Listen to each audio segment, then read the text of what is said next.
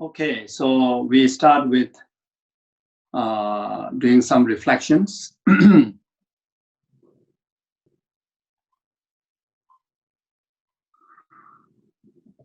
Yeah. So first of all, one should reflect on the fortunate situation that what we are having now. Just even looking at the reality that we are still alive. Within last few days, within last week, from the last session until today, there's a possibility of having the transition from life to death, but that didn't happen to us. So that itself is an amazing blessing. How fortunate.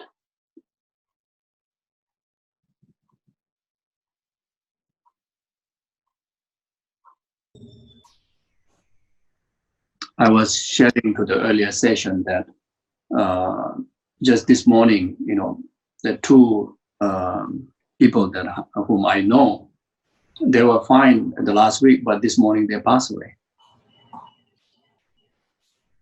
And there may be so many others that we are not informed, even from the people that we know within our Dhamma brother sister. So therefore, just to be alive now is unbelievable, fortunate, and we should appreciate.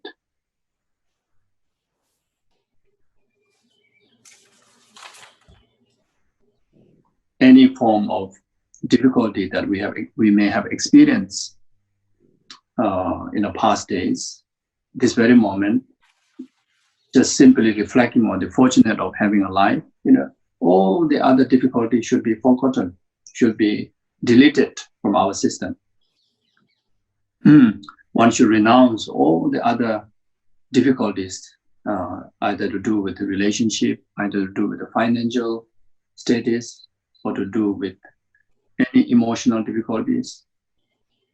Comparing to the fortunate of having this precious human rebirth, the rest is nothing, not important.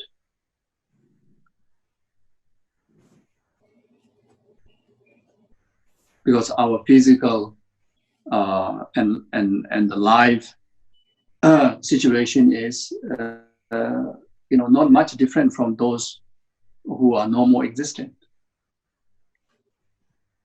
We carry the same fragile aggregates.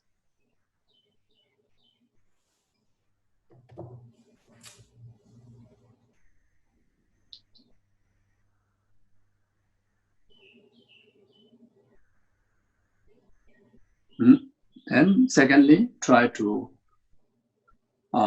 feel the present, not just imagining, but really feeling. And in actual fact, it is real that all the Buddhas and Bodhisattvas ever exist within us, ever exist where we are. They are never separated from us.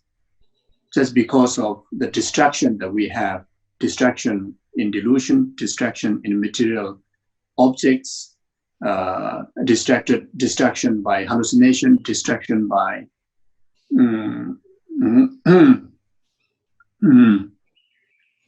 duality, that we are unable to, remember the oneness, our being oneness with the Buddhas, or Buddhas and Gurus and Bodhisattvas present, within ourselves. So therefore, here we take a moment to feel the presence of all the past and present Buddhas and all the future Buddhas, those Bodhisattvas and Arahats, and the numberless 10 generation Buddhas emanation, the Guru, to whom that we have closest communication in our goodness or spiritual pursuit. So you just take a moment to feel the presence of them.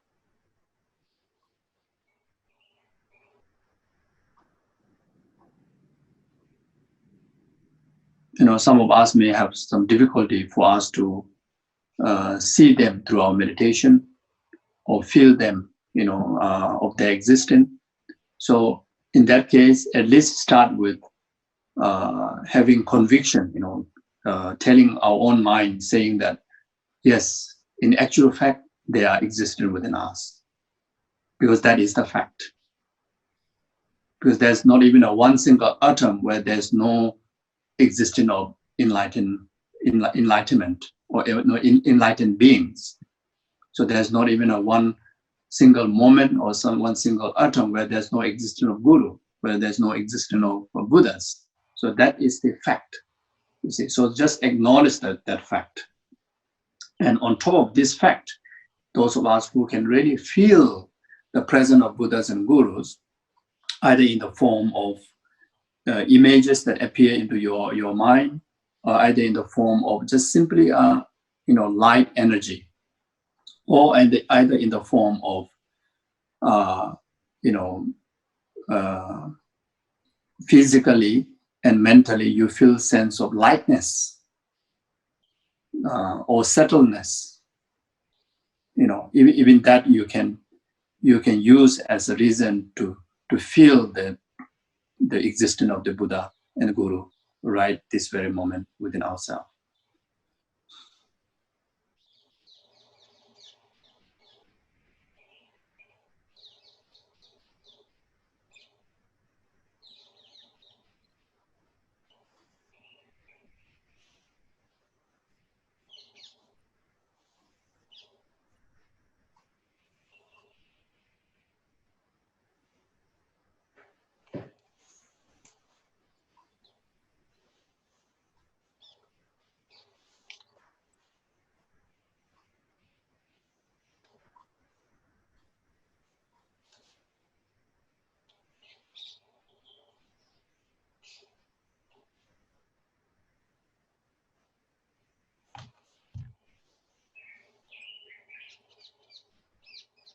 So now one should reflect that how blessed I am, that myself never separated from Guru, never separated from Buddhas, never separated from positivities, which is kind of really shocking to know that how heavily distracted we have been in the past. That we thought that we are, very much in the state of negativities, think negatively, do negatively, and we until kind of drown into that, as if like, the totality loss of entire lives. But in actual fact, we are always in the light.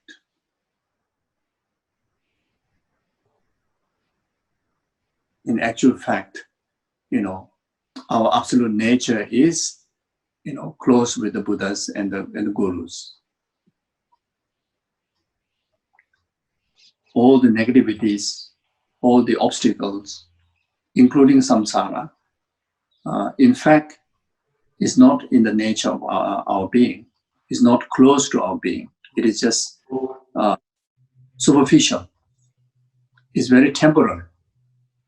It's like cloud to the space.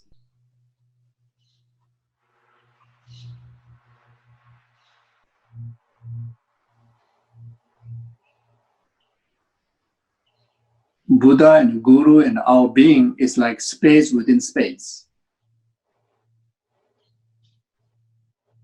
These negative emotions, negativities, the bad person, whatever negative connotation that we've been giving, in fact, it's like a cloud in the sky, cloud in the space. There's a great distance there from its nature. It's very gross from its nature. The cloud is very gross from its nature of the space.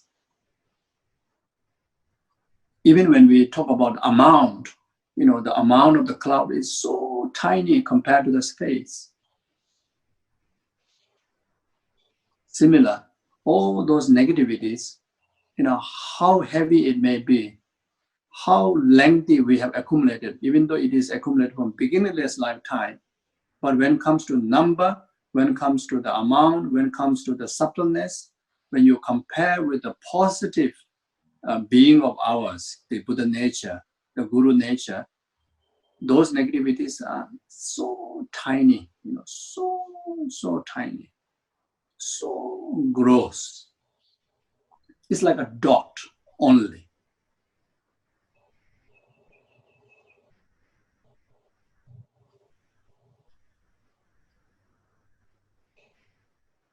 So how amazing, how fortunate that, I discovered this.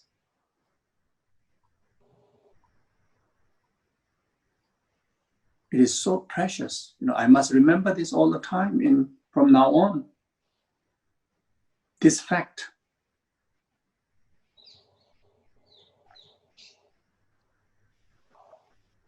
Because there's only benefit in remembering this, only benefit in being aware of this. It is so beneficial to secure peace and happiness and virtue in the temporal level.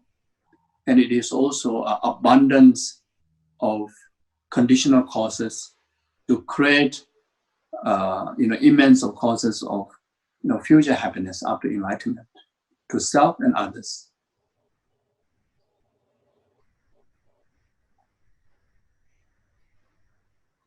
So then one make a determination that I'm going to utilize my true being to maximum benefit to myself and to rest of the humanity and rest of the sentient being. I'm going to dedicate the rest of my life, the rest of the rebirth in life to life after, fully dedicating for the well-being of numberless humanity, numberless sentient beings. Not just the 7 billion human beings in this continent. There are so many other universes where there's humans exist. Numberless. You see, so you want to be beneficial for entire numberless sentient beings.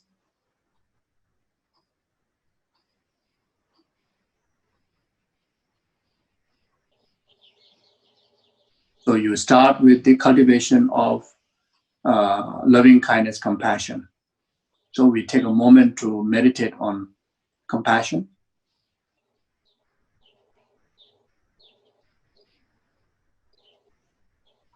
So entire those, enlightened energy, the Guru's energy, manifests into compassionate Buddha, Chenrezig. Those of you who is not familiar with the image of compassionate Buddha, simply visualize as a light form, golden color light form, residing on your crown and residing on each and every one, just manifesting, even though every single being's nature is inseparable from compassionate Buddha, but for the purpose of purifying the conventional reality, these samsaric sufferings and aggregates, and it is causes within yourself and within the rest of the sentient being. For that purpose, this enlightened energy manifests into a compassionate Buddha on top of your crown and on top of the crown of rest of your family members and rest of the sentient being. So just like using as a bird eye, you just acknowledge that there's a compassionate Buddha, as a guru residing on top of every single living beings. Then emanating infinite light rays and infinite falls of the nectar, like a rainfalls, heavy rainfalls. And the lights and the nectar reaching and pervading to each and every single sentient being, entirety of their beings, including the universe where all sentient beings abide.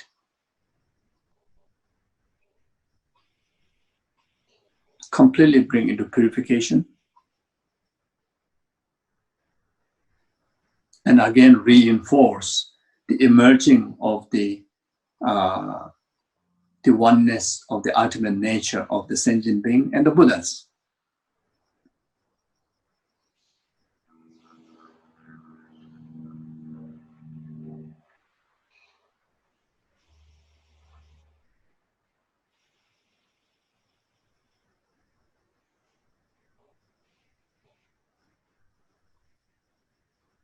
And also from your heart, from your body, from your being, emanate infinite lights, and that light represent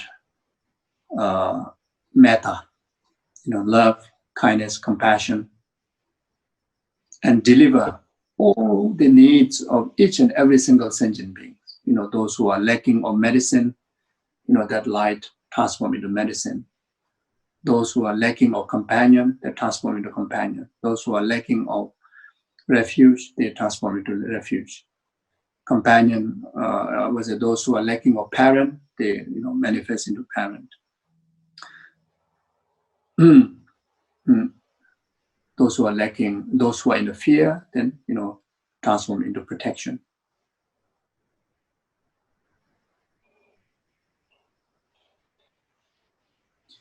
Even to the arahats, those who are reciting eons in meditative concentration, these lights become a cause for them to awaken from that concentration and work for the benefit of sentient being.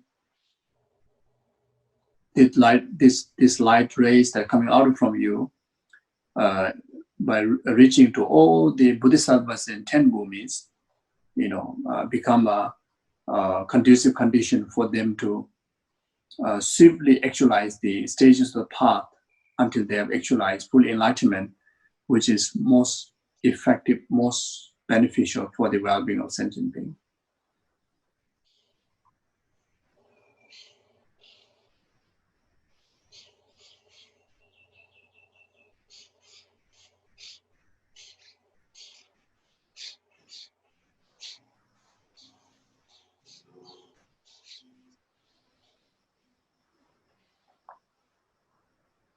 The light rays reach to the hell beings, hungry ghosts, animals, humans, gods, and demigods, and each respective realm sentient beings are liberated from entire oceans of samsara, and it is causes the delusion and the karma.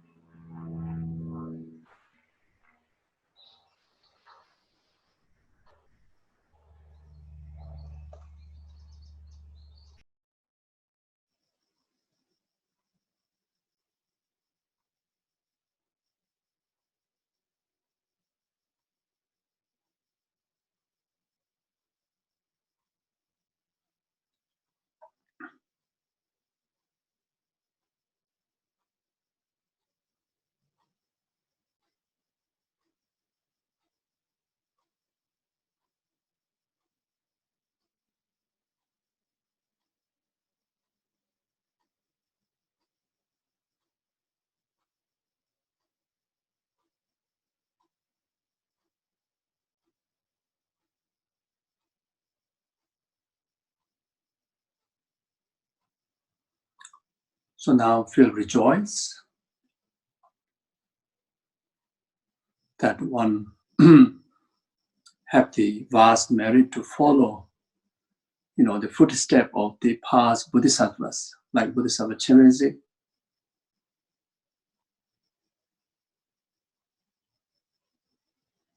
How fortunate.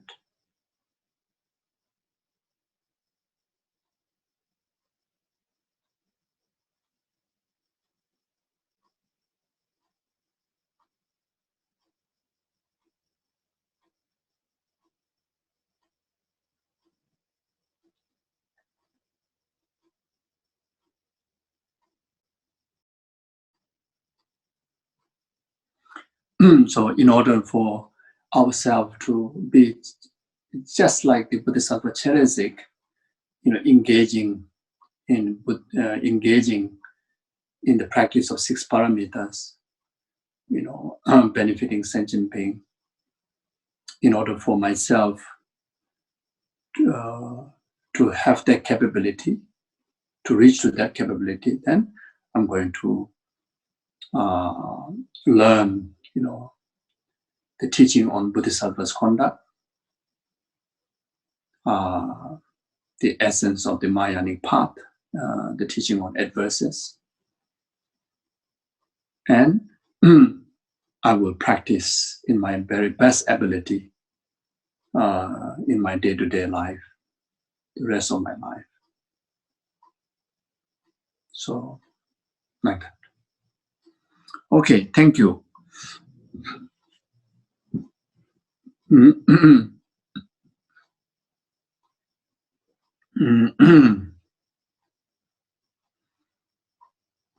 So I think we are on the verse 5, isn't it? Right?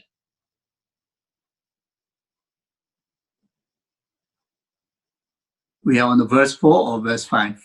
5.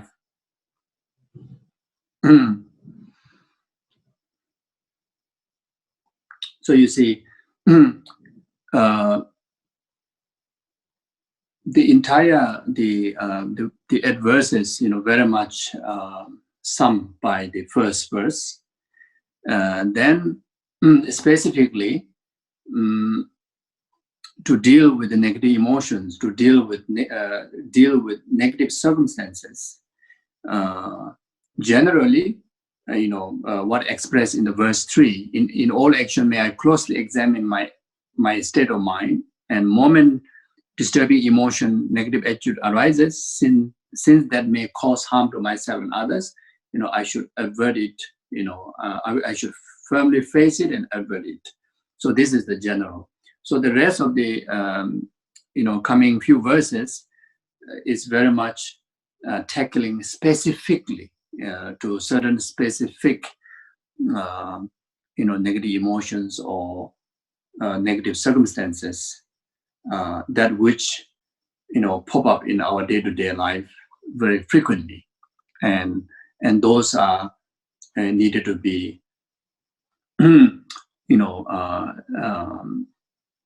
needed to pay attention even more in vigilant way. You see, so like that. So now the verse 5, it says, whenever others, because of their jealousy, treat me badly with abuse, insult, slander, or in other unjust way, may I accept this, defeat myself and offer the victory to others. So this is teaching about learning to accept loss and defeat for ourselves and offering gain and victory to others. Is the very foundations of Bodhisattva's practice. As long as it's for the benefit of sentient being, then you are ready to take any loss. So this is the essence of Bodhisattva's practice, which is which is so opposite from our, samsaric way of thinking, worldly way of thinking.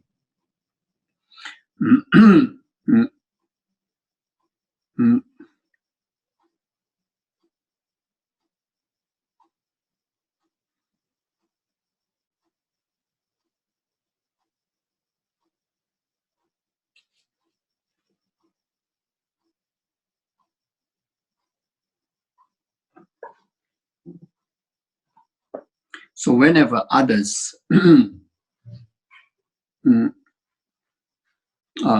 because of jealousy, so other sentient beings, those overwhelmed with the delusion of jealousy, and who abuse us, physically or verbally or even intentionally,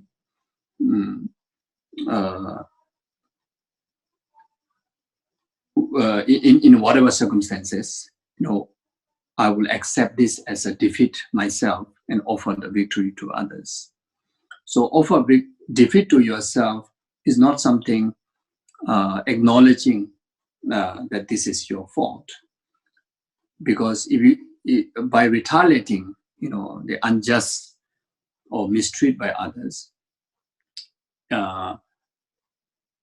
it intensify the collective negative karmic relationship with others.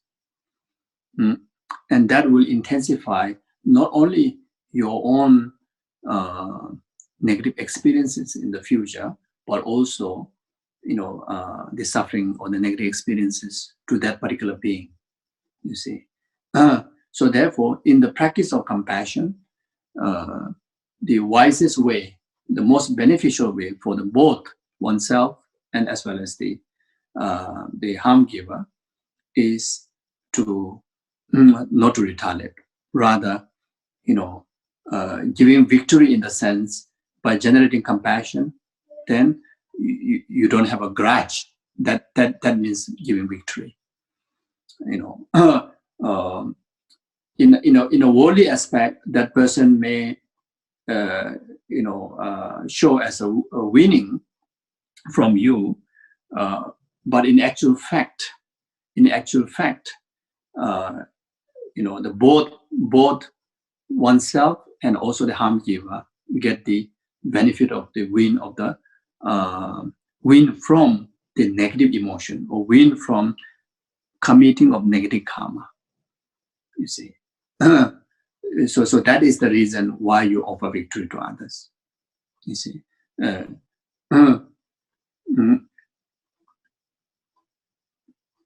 So in the practice of Bodhisattva, when someone accuses us, then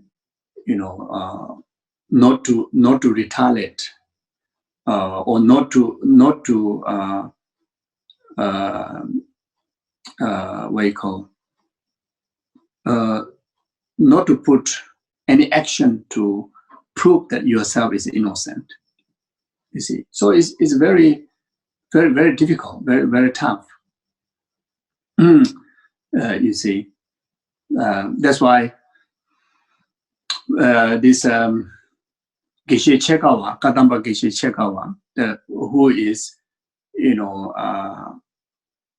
responsible of sharing the teaching of adverses to the public, because before that it's more of the teaching of whispering ear to ear. So when Geshe Chekawa, when he saw the teaching on adverses, then he was inspired by the teaching, but he don't have the transmission of the teaching. He have the note to read, but then in order to gain the realization, the blessing of the Dharma, blessing of the teaching, you need the transmission, someone there who have already actualized the realization in that practice. So, so therefore, like, learning Dharma is not like a learning academic study, to really to receive the benefit of the practice, to able to practice just like that, to able to practice just like what the verse saying, spontaneously, being part of your attitude, to reach that point, that we need to gain the realization within our mental continuum. To gain the realization in the mental continuum in this practice, that we need to receive the transmission, the unbroken lineage transmission from the practitioners or the teachers or the gurus, who has at least unbroken lineage from the realized beings. You see, so Geshe Chekawa went to look for master who has this transmission. You see, so he went to look for the land of the Kadambas. Then during that period, the two most famous Kadambas was the Geshe Langri Thamba, who composed adverses. Then another one is Geshe Sharawa, Langshar, Langri Thamba, and Geshe Sharawa, Kadamba Geshe Sharawa. So when Geshe Chekawa reached the Kadamba's land, Langri Thamba was already passed away. So he met Geshe Sharawa. So then he first encountered Geshe Sharawa where Geshe Shara was giving public lecture, public teaching. So so he was listening, and Geshe Sharawa was teaching in all the different stages of the path, like entire Lamrim, but then never mentioned any particular teaching that, according with the verses that what Geshe Chekawa encounter, the 8 verses, he didn't mention at all. So then Geshe Chekawa start to have some kind of doubt. The reason is that after he met the teaching, some teaching he felt is beneficial to his heart when he used, those way of cultivation. But some teaching he felt is like impossible. How can human can able to do that? And some teaching he felt like maybe total not relevant. So at the same time, when he was listening the Dharma, listening the teaching from Geshe Sharawa, he felt that seems like the teaching that Langri Tamba composed maybe not a valid teaching. The advice is not a valid teaching. Because this famous Kadamba Geshe Sharawa, series of his teaching, he never mentioned, any of this teaching. So this teaching may not be important. So one day, he tried to block Geshe Sharawa, where the usual Geshe Sharawa's activity to go around, one of the stupa or something, to like a daily routine. So Geshe Chekawa went there and blocked him and say, "I have a question for you." And then he said, I attended your teaching and I have a question for you. It says, "Oh, all the answer I have given during the teaching, and how come you still got a question for me?" And then he says, "No, nothing to do with your whatever teaching that I heard there. Is something that the teaching that I found, but seems like now I have a doubt whether this is valid teaching or not." And then Geshe Sharawa asked, "What is that teaching?" Then Geshe Chekawa recited the first verse from the 8 verses. Then Geshe Sharawa showed the expressions of, he was so shocked that Geshe Chekawa, didn't even realize that, this is one of the most precious Dharma. In fact, whatever Geshe Sharawa was giving discourse is very much rooted to that teaching, So then Geshe Chekawa asked Geshe Sharawa that, whether this is pure Dharma or not, pure Dharma that which lead to enlightenment or not. So then Geshe Sharawa says that unless you do not aspire enlightenment, if you aspire enlightenment, then without relying on the 8 verses that you have encountered, then enlightenment is not possible. You see. So now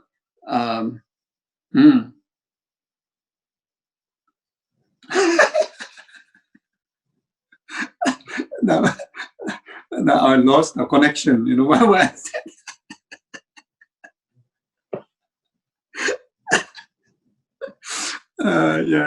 So yes.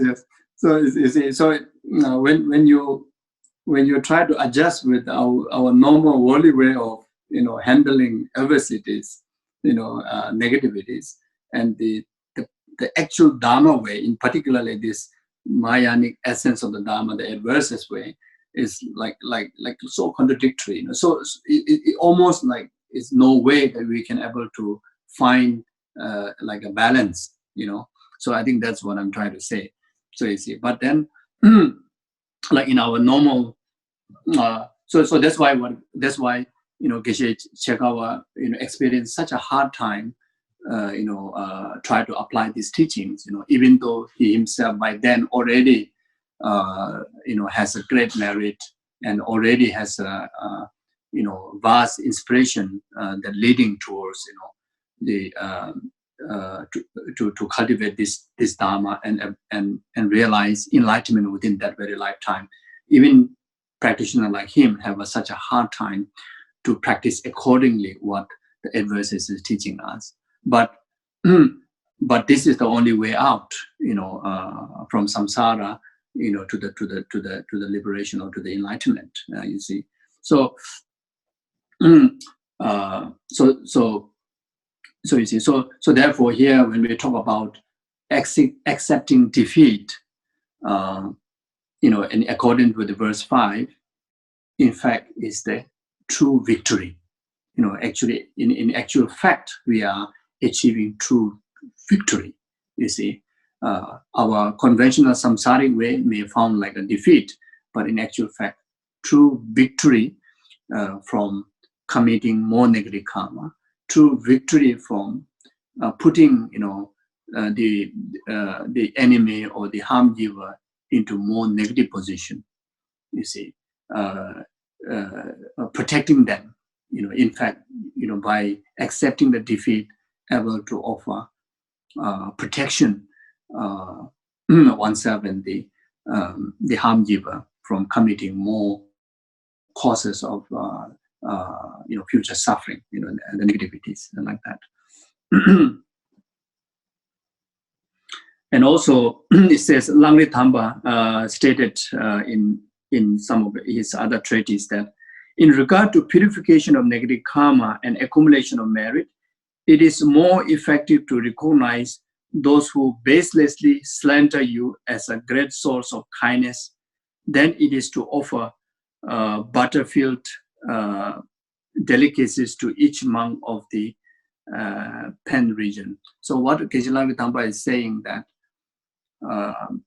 accepting defeat when someone slander you, in particularly baselessly, someone criticize you, someone blame you, someone say you are wrong, even though you know that you are right, but still someone say you are wrong. This is what we usually experience in our life many times, isn't it? Even in the family, maybe the husband is the one who did wrong thing, and still say, wife, it's your, my wrongdoing is because of you, and we hardly kind of realize that, they're taking responsibility by yourself. It usually happen like that. So even in that circumstances, taking a defeat, just simply understanding that this is, due to the result of past karma, that, that person slandering me, that person abusing me, that person hurting me, harming me, accusing me, because of I have performed such karmic deeds in the past, and this is a karmic result. So therefore, the only right thing is for me to accept the defeat and offer the victory to that person by generating compassion to protect furthermore committing of negative karma in that person. So if you cultivate like that, then Geshe Thamba is saying it is far more powerful in purification of our negative karma and accumulation of vast merit, comparing to make a very delicious buttery cake, very delicious buttery delicate, and offer to hundreds of monks. Geshe Thamba say, Pen region, there are plenty of monks out there, and you make a nice buttery, delicates and go make offering, by thinking that you will accumulate so much merit by making offering to Sangha, such a delicious offering, isn't it? So Langri Thamba saying that taking defeat is far more greater effective than making, physical offering to even a Mahasangha, you see. So, so like that. So even though in our day-to-day life, it is hard for us to all the time, when people accuse and you just accept and accept the defeat, it is very, very hard. That's why this teaching is hard. But what we are learning is, now we learn that it's more beneficial to take the defeat than going out there and fight back. So you see, so it's very hard to understand this, isn't it? For me, it's very hard. The word is okay, but the actually to practice is very hard. Maybe if any of us go out there and start to really, say this is the way to how to practice, maybe everyone will come in against you. How can you say that? If someone accuses you, you must go and fight. Make sure you win. Especially when you haven't committed any wrongdoing and someone accuse you, slander you. You must go and prove that you are not wrong, isn't it? We will say that, isn't it? But in actual Bodhisattva's practice, according with adverses, then we shouldn't be doing that. You see, we just take that as a as a practice of purification of past karma. We take that as a practice of stopping to the continuation of collecting negative karmic consequences between these two persons, the harm giver and yourself. Yeah, like that. So then verse 6, when someone whom I have benefited... Sorry, Geshe-la. Yes. You missed verse 4. Oh, sorry. Yeah, last week you only taught up to verse 3. Oh, okay. Is it no mindfulness? Okay, so verse 4, okay, then we go back. So whenever I meet people of unpleasant character or those overwhelmed by negativity, pain or suffering, may I cherish and care for them as if I had found a rare and precious treasure difficult to find. Okay, so whenever I meet people of unpleasant character, in generally it's referring to all sentient beings. All sentient beings, we are contaminated by karma and delusion. So we carry this the contaminated aggregates, which is also we can regard as unpleasant characteristic that one means by samsaric sentient being. In particular, those overwhelmed, in particularly those sentient beings that who express negativities such like anger, attachment, grasping, etc.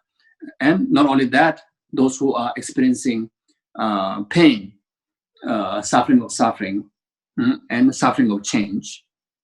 You see, so this teaching talks about the three different kind of suffering. The sentient being, the whole sentient being, who is under the suffering of pervasive suffering. Then, in particularly, those who experiencing suffering of change, and those who are experiencing suffering of pain. When you encounter such people, so meaning when you encounter any sentient being, as long as a samsaric sentient being, may I cherish and care for them as if I found a rare and precious treasure difficult to find. So whenever we encounter any form of sentient being, then we treasure them. We really cherish them. More than how you cherish yourself. How you cherish your own well-being. So this is about that. So in particularly, when someone show anger towards you, then you should cherish even more. And someone who with a mistaken view that even though you don't how to say you dislike somebody, but then due to overwhelming desires, attachment, they chase after you. They cause so much inconvenience, so much harm. When you encounter such people, you have to cherish them. So here the cherish them doesn't mean that you become the victim of others' abuse, but here it's very much meaning that don't retaliate them. Don't retaliate to them. Rather, you should generate compassion to them by understanding that why this particular person overwhelmed by such negative emotion, why this person causing so much harm to me is because of overwhelmed by negative emotion. Where this negative emotions comes from, because of the condemnation that committed, in the past, the cultivation of karma and delusion, because of that, you see. So therefore, this particular person is absolute object of, my dedication of merit, my dedication of, finding way to help, how to purify, how to cause that person to purify those negativities, those sufferings, the abundance of creation of more causes of, suffering for the future by causing harm to others like myself, you see.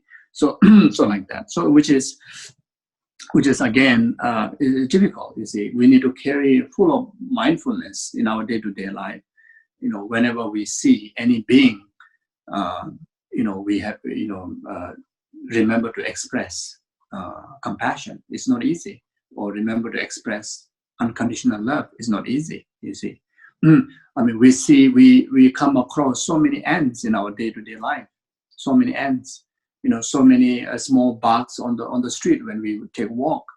In most cases, we just don't even aware they existed.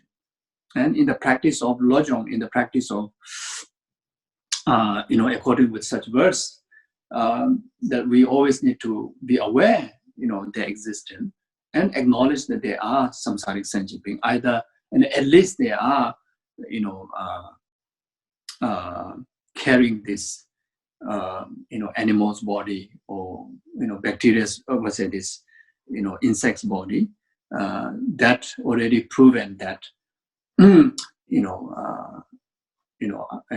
very much they are animal. They are in animal realm, unless certain exceptions. There may be manifestations of Buddhas, but very much, mostly should be sentient being. You see, so therefore, immediately that you take the opportunity to care for them by reciting prayers, reciting mantras, or at least generating, generating loving kindness, compassion, simply by expressing, or may this worm, actualize all the causes and condition for happiness, all the way up to enlightenment. May this worm all the time abide in the peerless happiness of enlightenment. So just generate this, heart of love, generate compassion. May this worm never encounter suffering, never be born as a worm, and never encounter causes and conditions, to be born as animal, So generate compassion, like that, you see. So then, if the worm is in danger, then you just, knowing that if people not mindful, they may step on the worm, they may die. So then, practice the kindness of offering service of, giving protection, kindness of giving protection, or putting the worm into a more safer place, like that. You see. So whenever we see humans, any form of human, if they are manifestation of Buddha, then I rejoice. If not, they are carrying the human form, and they are samsaric being under the control of delusion and karma. And if they are practicing Dharma, wonderful. Practicing virtue, wonderful. If not, then it's abundance of, using this human body to accumulate abundance of causes of future suffering. So therefore, how vulnerable they are. So then you recite some prayers, or generate compassion and generate love, and dedicate that merit to that person to be free as soon as possible from negativities, or living, life without any virtues, life without Dharma, like that. You see. So So basically, it's teaching us about being mindful to benefit all sentient beings, and in particularly those who are suffering by arising of negative emotion, or physically or mentally they are experiencing suffering or pain, or experiencing suffering or pain like that.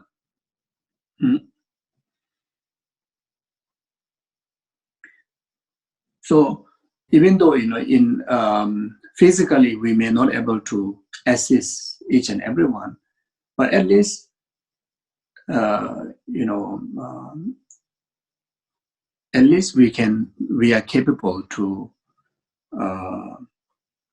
cherish other sentient being, at least in our attitude, isn't it? Which is, I think, the only thing is that we have to be mindful. We have to stay reminded. I think that is the effort. Generating love, generating compassion, which is, even though it's not a spontaneous one, but it's a created one, but I think we all are capable, isn't it? We can do it. We can do that, isn't it? When we go to the train station, all the people that you see, you divide into two sections. Either they could be manifestation of Buddha, you rejoice, wonderful. Other than that, they are sentient being for sure. So, and you generate from your heart without needing to show any facial expression, but at least from your heart, you can generate loving kindness, compassion, isn't it? And if we are able to do that, we are practicing, Bodhisattva's conduct. We are, we are observing Bodhisattva's precept. We are practicing the adverses, you see. As Geshe Sharawa said that, adverses is the essence of whatever teaching that he'd been teaching. Oh, then I forgot one thing. When Geshe Chegawa was doubted whether this is the pure Dharma that drive from Shakyamuni Buddha or not, then Geshe Chegawa Geshe Sharawa told Geshe Chegawa that, do you remember in my discourse that I have quoted, Dala Deda Dimichi, Dagimari Dimisho, the Nagarjuna's word, the independent Nagarjuna's word, the teaching on Tonglen. And Dala Deda Dimichi, Dagimari Dimisho. May all the suffering of others ripen upon me, may all the happiness ripen upon others. You see, haven't you heard that? You see, so the teaching of adverses is based on that. You see, so like that. So therefore, even we are able to practice one verse, we are practicing the essence of the Dharma, and even how difficult it is, but at least we can, start practicing through our thought, even though it may be just a created one. So from the creation of bodhicitta, then eventually, after developing again and again, eventually will develop into a spontaneous, the cultivation of Bodhisattva's conduct, and that progress along the stages of the path, along the stages of the path, then that's how that eventually will result into Buddha's omniscient mind, like that. Okay, so verse 6: when someone whom I have benefited or in whom I have placed great trust and hope harm me or treat me in a harmful way without reason, may I see that person as my precious teacher. So this is specifically emphasizing the practice of patience.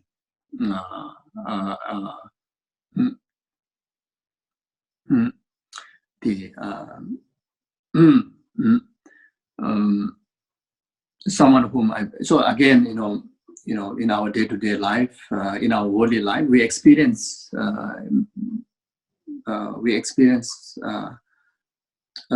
such incidents with people, instant in the family or friends, someone whom that you have offer,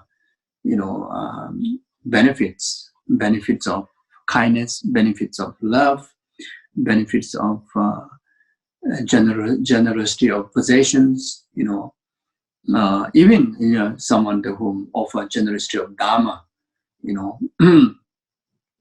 there are people who receive initiation, receive commentaries, receive vows, then they against their guru, they criticize their guru, they even give up their guru, they fight with their guru, but from the guru side, they practice this, they regard, they generate full of compassion to someone who do that, then generate. If the guru is still in the part of training, then regard that person as a guru, a special teacher to sweeten the practice of paramita of patience. Then cherish that person as even dear. Sometimes we encounter in our life, in our societies, in the world, even in Dharma society, sometimes guru show more attention, spiritual guru show more attention to some nasty students, some very what you call some troublemaker students, some rebellious students. The guru show more, guru give more time, guru visit you more. Guru show more kind of attention. Yeah, I think many of you have experienced that, isn't it? And sometimes when guru don't show attention to you, when guru don't give appointment to see you, guru, even don't notice you, then you get offended. Actually, not. Actually, when guru don't notice you means, you are actually very lucky.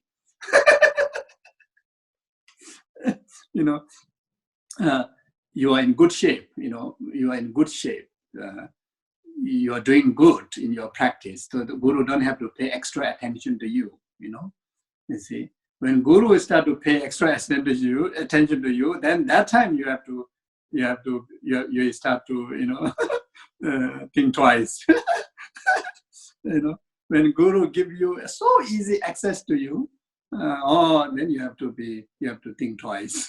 You say, I have to be careful, okay, so like that. So you see, so the guru, they because of their practice, then more the vulnerable disciples, more the disciple who commit more negative karma, the guru, especially pay attention to them. You see, for their own well-being, because of guru's attitude towards the disciple is overwhelming compassion. You see, because of that. So as I mentioned before, if the guru is still in the trainee path, then take that harm giver as a harm-giving disciple as a guru to you. So precious, you see. The guru is already enlightened one, then especially guru will put effort to pay extra attention to that. So similar way in our ordinary life, then such situation happen. Usually it happens with our loved one, our family members. You see, when they are against you, even after how much you serve them, take care of them, they don't show any gratitude, then we shouldn't feel offended. We shouldn't feel offended. You even should pay even more attention to them. You see, then you generate compassion and even more care for them in order to pull them out of the mud of delusions and thickness of the karma, that which blind them to see, see the benefit that you offer to them. You see, so like that. So it is so beneficial. This just these words, verse number 6. Even just this, if we can able to remember to apply in our day-to-day life, we will be free of offenses. Our mind will be free of offenses. Free of negative judgment by others. Negative treatment by others. And usually our heart get even more hurt when our loved one treat us badly, isn't it? Our heart get even more hurt when when our family members, when the friends, they misunderstand us. They misunderstand, they abuse our kindness and our care and our service to them, isn't it? That's the most hurtful, isn't it? So you see, so when you take this verses as a guideline, our daily guideline in our mental conditioning, this is a perfect protection from all these negative circumstances. You see, and not only that, if there's any negative circumstances arising, either to be with your family or friends, ultimately the best solution is the love, is forgiveness, is kindness, is compassion. That's the best solution to resolve. By abandoning them, that is not the solution. The situation will get worse. By retaliating them, by even going out there and claiming and explaining, also may not help, because the other person completely blind with karma and delusion. You see, so the best way to overcome such kind of negative circumstances is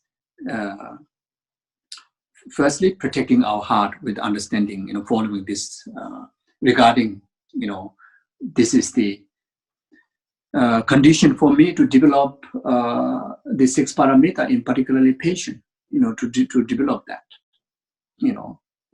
In fact, these circumstances assisting me to sweeten my journey to enlightenment. You see, so therefore, how precious this, how precious that I had to go through these experiences. You see. Secondly, they are absolute object of my compassion, absolute object of my forgiveness, and absolute object of my dedication of merit and blessings. You see, so in particular those difficult people, you take as a central object of your daily dedication of your merits. Those people who who harm you in that way, they are the central object of your dedication of merit. So you see, so to reach to this point is not easy, but it is so precious. The practice is so precious and it's so beneficial. You see, it's like carrying a very most powerful shield around your heart that nothing can hurt you, nothing can harm you. It's like that. See, yeah. In our worldly way, when we offer kind help, and trust and hope, naturally we expect to be treated, kindly in return, like that. But in the practice of Bodhisattva, we love someone, we care for someone, offer service, unconditionally, without any expectation. You see, without any expectation. So this is something that we should carry within our day-to-day life, especially those of you who are caring for elderly parents, grandparents, who are caring for your children, or who in charge of cooking at home, who are in charge of daily chores in the family. Then you should take this as like a guideline. Whatever service that you do full of love, full of compassion, without any expectation of return. So this is the Bodhisattva's way of practicing, you see. As long as you can benefit them, that is what you want, you see. As long as you can serve them, that's what you want. As long as you can make them happy, that's what you want, you know. The hurtful speech, hurtful action, hurtful whatever, things that relate to you, that is out of the reason, that doesn't matter. You see, that doesn't matter, So your heart filled with the joy, even while you are, massaging your grandmother's feet, just giving a gentle massage to ease her knee pain or feet pain. But then she's saying all the wrong things to you from her mouth. Sometimes we experience like that, isn't it? You're offering genuine massage, but then you get scolding, each time you're correcting you, then you feel offended, you feel disheartened, isn't it?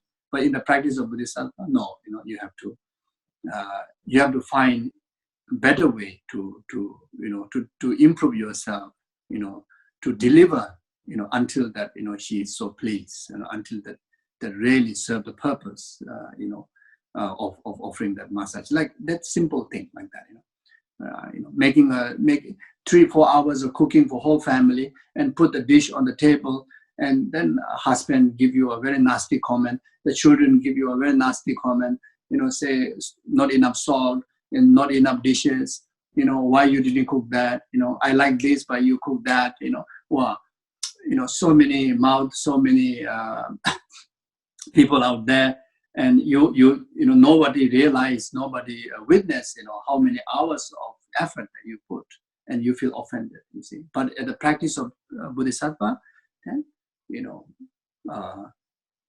do that with total selfless, total selfless. You put full 6 paramita into that, even a simple act of cooking, full of love, full of compassion, full of care, So you at the end, that because of the practice of selfless, you don't get hurt even in such comment like that, you see.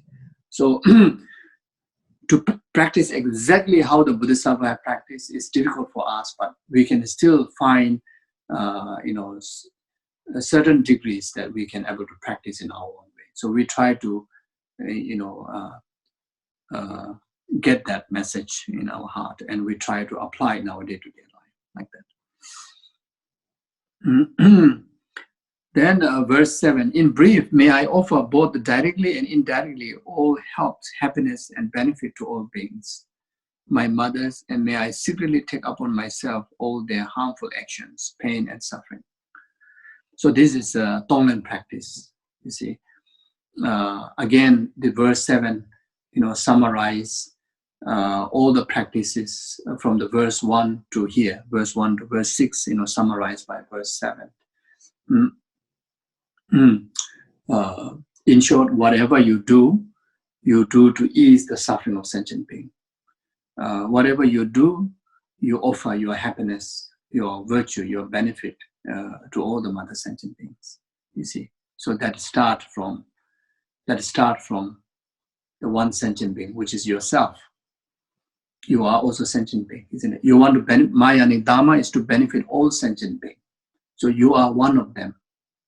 And you are one of the easiest platform to start, you see. So in order to be free from the, the usual worldly attitude, like self-centered attitude, self-grasping attitude, then you refer to the wise one's teaching, like adverses, then use that as a guideline to take care of yourself,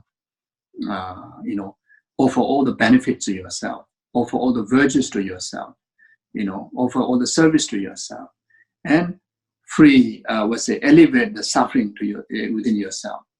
You see, protect oneself from any form of experience of negative emotions or committing negativities.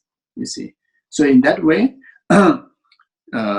caring for self won't become cause of samsara. Caring for self won't become negative karma. You see, so the way to do that is for the benefit of my life, my being, for the benefit of numberless sentient beings, temporary happiness or ultimate happiness. In order for me to offer service to the sentient beings' happiness, I need to take care of my body and mind. So therefore I need to eat. So therefore I need to feed myself. Therefore I need to exercise. Therefore I need to do physical, health necessities. You see. Therefore, I should protect my heart not to indulge in negative emotions, in order for me to have the full tool to offer benefit to sentient beings, which are the tool of inspiration, tool of abundance of love, abundance of compassion. You see, so your heart needs to be filled with those tools to offer benefit to sentient beings. So for that reason, you are taking care of your mind by not allowing the intrusion of negative emotion, not letting you to get angry. If you allow yourself to get angry, then you already occupy large spaces, a large space in your mind in the cultivation of positive attitude like loving kindness, compassion. You see, more than that, when you arise anger, then that object benefiting others. When you are overwhelmed with attachment grasping, that object, benefiting others. You see.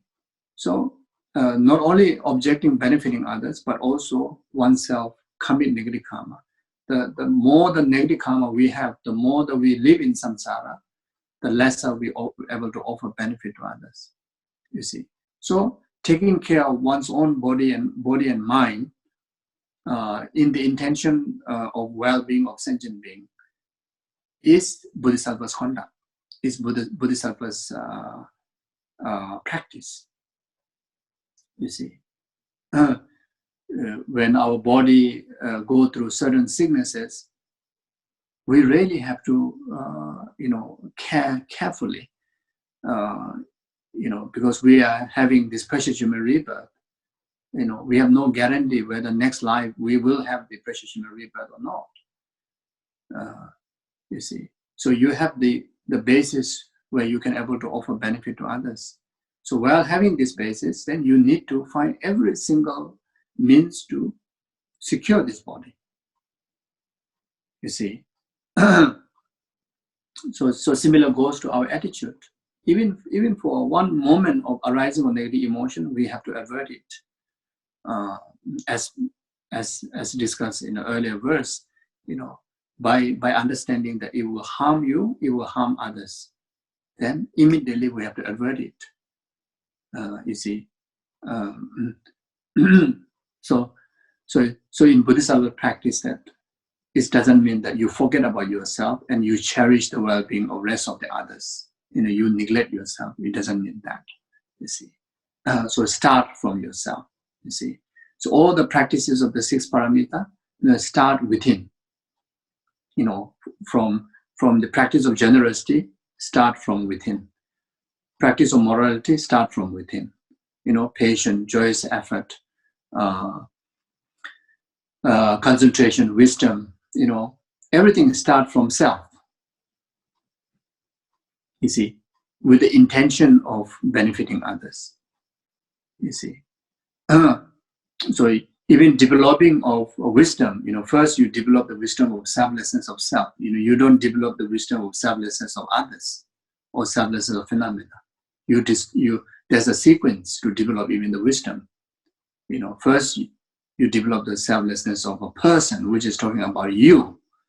The I, the me. Then the selflessness of rest of the aggregates, apart from your identity.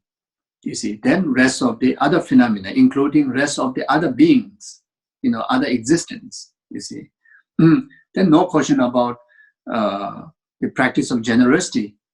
You see, you have to wear, you have to eat, you have to have shelter, But if we do that, service to oneself in a desirous attitude, in a desirous motivation, then all are cause of samsara. You see, but have buy home in order for me to have a shelter to protect this precious human rebirth, which is for the benefit of the rest of numberless sentient beings. It become a Bodhisattva's practice to have a house. To buy a house become a Bodhisattva's practice.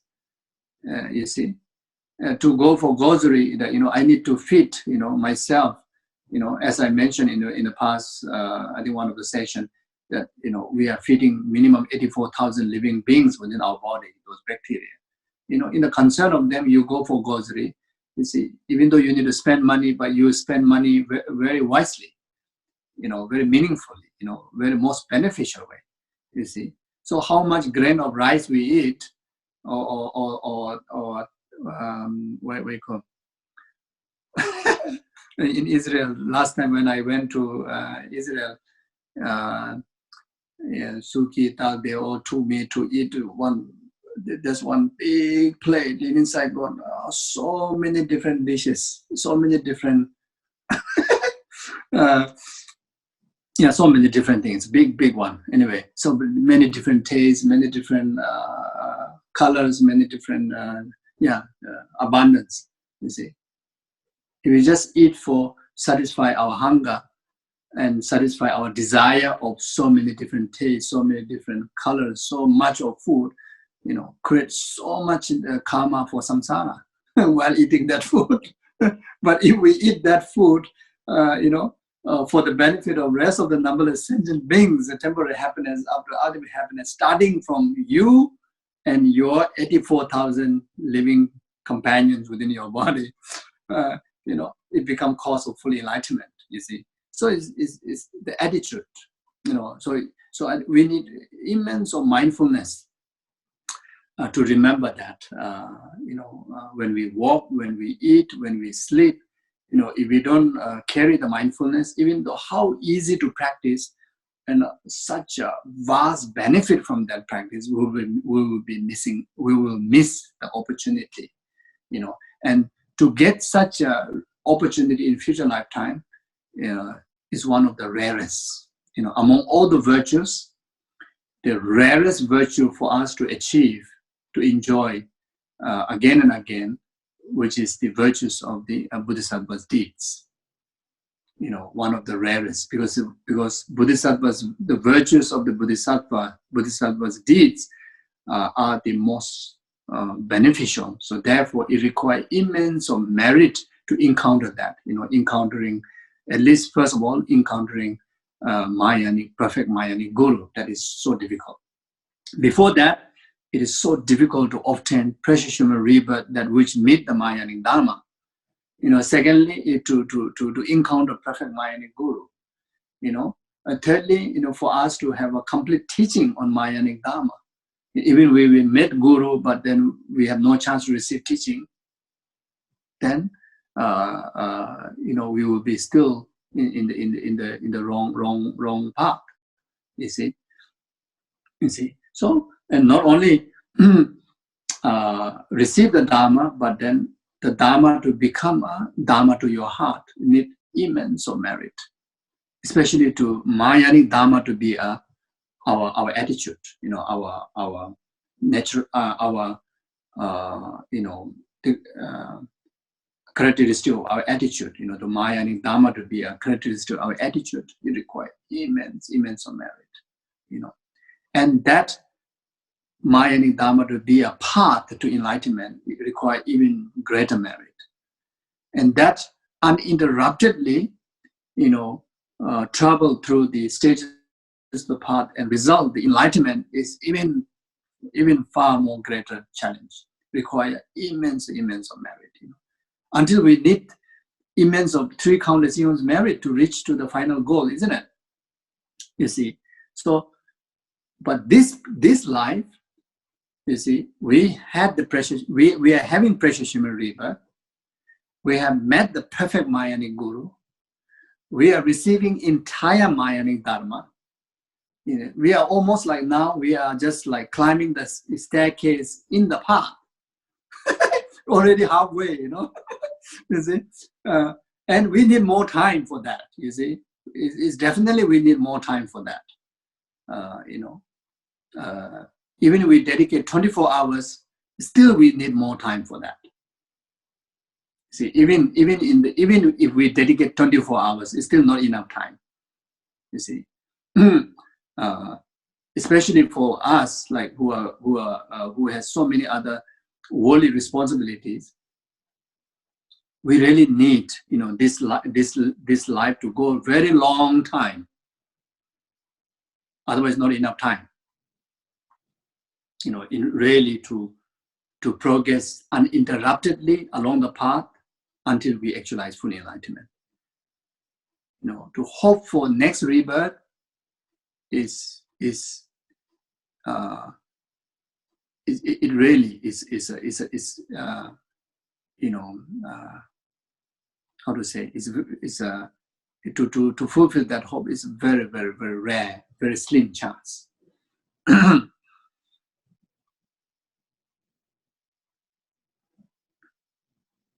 You see, so therefore, we need to take care of our body and mind for that purpose. You see, so therefore, we cannot allow ourselves to arise negative emotion.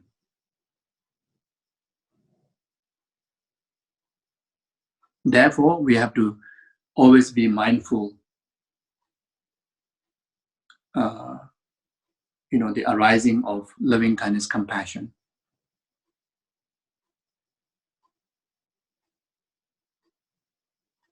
All the time. And specifically when you encounter specific, people, specific sentient being, we should, arise even more concentrated one,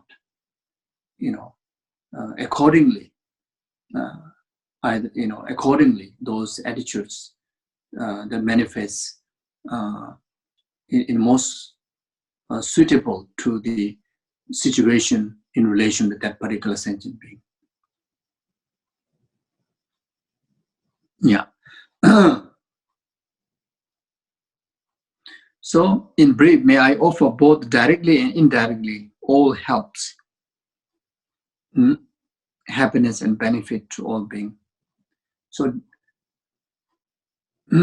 indirectly,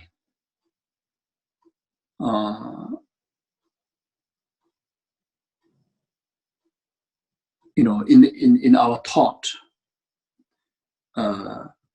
whenever we generate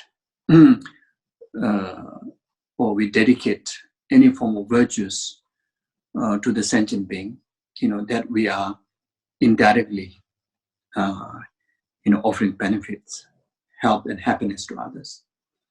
When we engage, in the actual act of six paramita in relation to the sentient being, then we are helping them. We are, helping them directly, helping sentient being directly.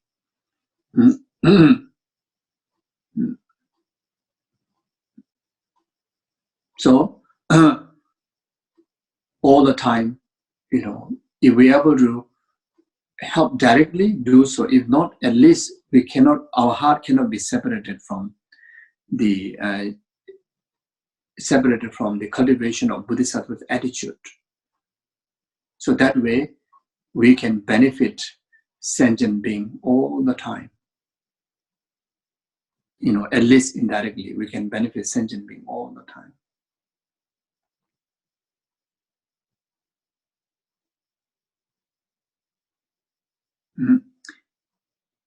Every single our activities, should be motivated by bodhicitta or great compassion. That's the way that indirectly we are helping, we are benefiting sentient being all the time if we do that.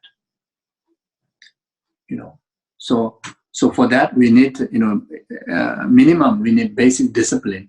The morning when we wake up, you know, we first thing we generate bodhicitta motivation for you know, to infuse the rest of the activities throughout the day. Then before go to bed, you know, again generate bodhicitta motivation, then infuse entire time of sleeping period. You know, then you just continue like that. So at least, you know, intentionally or indirectly, that you are always benefiting, you know, well-being of sentient being. You see. So again, to benefit indirectly, it's not that hard. To generate bodhicitta motivation, you know, 2 times 24 hours is not that hard, or at least 4 times in the 24 hours. One is motivate in bodhicitta, and at the end of the day, you dedicate in bodhicitta. Go to bed, you motivate bodhicitta. Morning, you wake up. First thing, you dedicate your sleep for the benefit of sentient being. Then you start a motivation. You know, you see. It's not difficult, you know. Just remember 4 things to do in 24 hours. You see, so again, in one way, to practice this, you know, we are capable. And the only thing is, you know, we have to be reminded. You know, we need to have an alarm clock to remind ourselves to do that. So without such a process, if someone truly inspired to, you know, become bodhisattva, then it's not possible. If we are really serious to become bodhisattva, if we are really serious to become Buddha, if we are truly you know, inspired by bodhisattva's conduct, like great compassion, you know, altruism, etc., then this step we have to take. We should take this step at least. You know, otherwise we won't reach there. You know, if we are truly inspired by Shantideva, inspired by Geshe Langri-Thamba, Chekawa, Sharawa, you know, Lama Atisha, His Holiness the Dalai Lama, Kyabje Lama Sopa Rinpoche, then if we truly mean it, if we truly mean that we are so inspired by them, then at least we need to, you know, be initiative to at least, you know, through motivation, you know, we try to acknowledge your inspiration towards these bodhisattvas, Buddhas and bodhisattvas. You know, otherwise we won't get that. You know, everything got stages to develop, isn't it? Everything got stages to, you know, yeah, to get there. And this is something we can do. Everyone can do. Now the question is, will I do?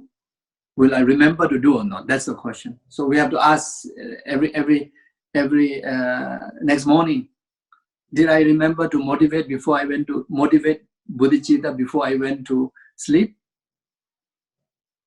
Then at the end of the day, did I remember to generate bodhicitta motivation in my first, you know, in the morning? You see, did I remember to dedicate at the end of the day in bodhicitta? So we need to ask frequent questions to ourselves, you know, and sometimes we may find out that, yeah, actually I did miss, you know, even though I thought that I will remember this is very easy, but I did miss many rounds, many times, you know, you see.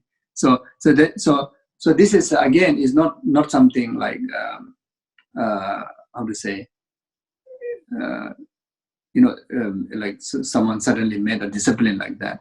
Like when you look into the practice of refuge, even the very beginning, when we first start to practice Buddha Dharma, you know, we have to remember refuge, you know, 3 times in the day, 3 times in the night, isn't it? We are already asked to have certain discipline, basic discipline, you know, and that similar discipline that we also need to carry to the rest of the precepts and practices. Like even when we refer to the tantric commitment, advanced practice, tantric commitment is like 6 session Guru Yoga, asked to do 3 times in the day, 3 times in the night.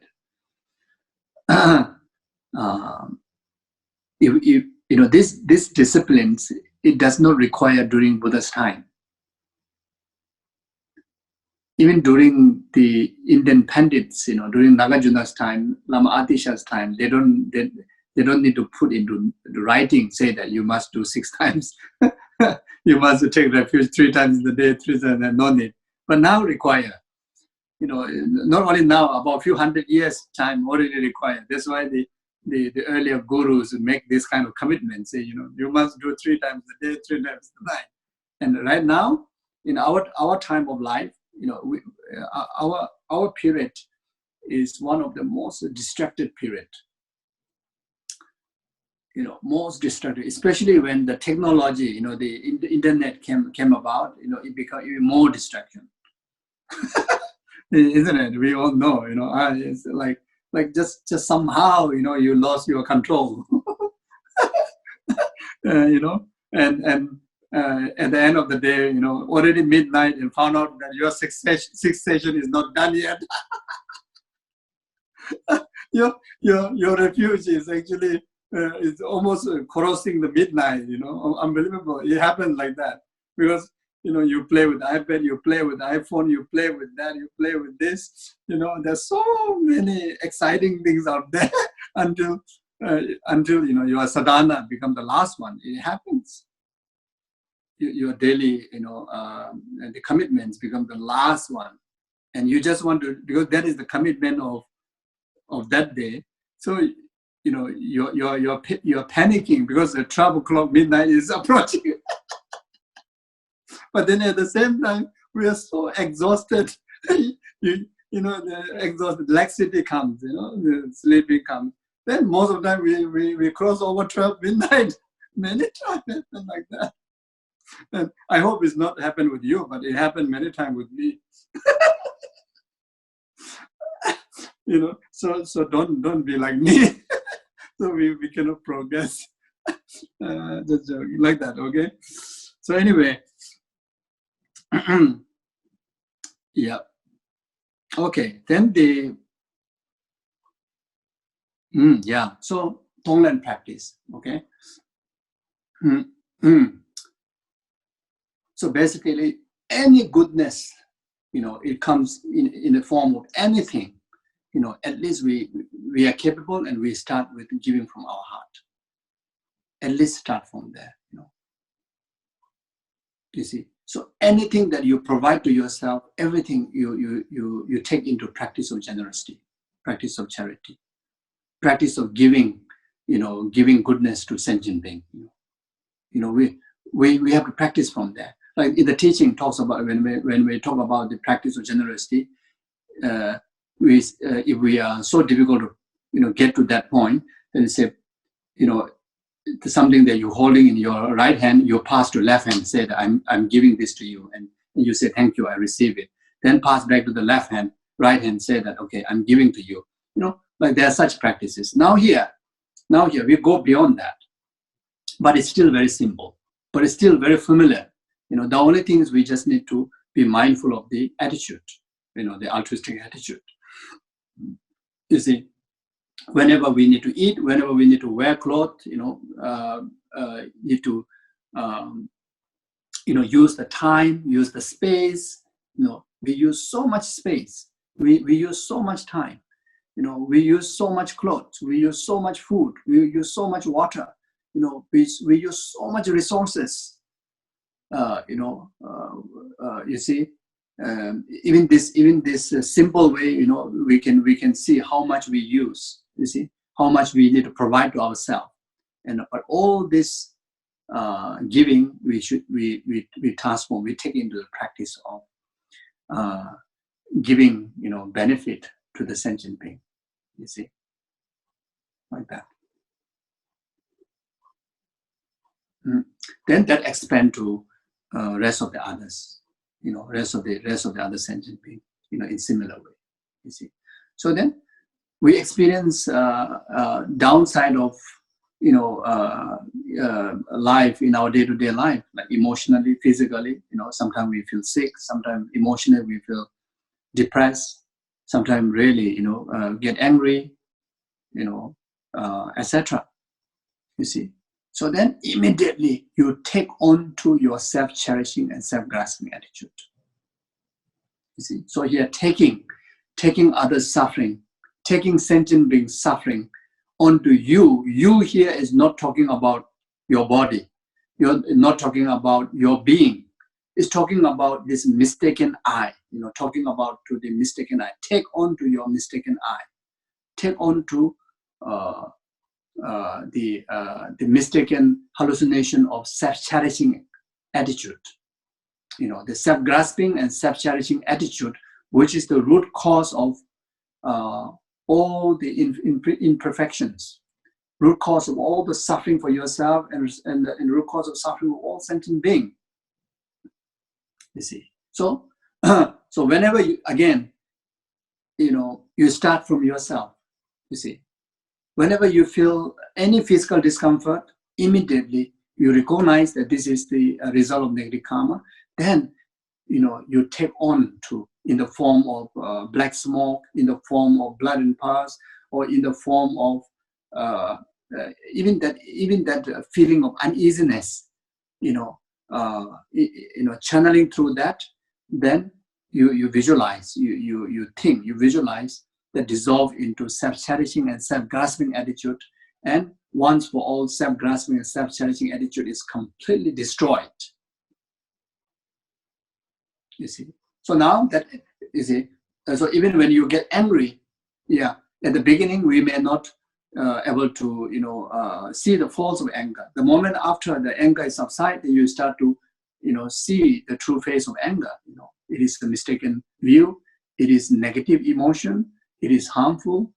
So now you know all the negative side of the anger, and it is so negative. It is very bad energy. You see. So that bad energy, either through the visualization, or either through the visualization in the form of smoke, etc., or just even an inconvenient feeling that which you realize after knowing that you get angry, that you pour or you take onto the self-grasping and self-challenging attitude. It's like a hammer, destroying the concrete rock.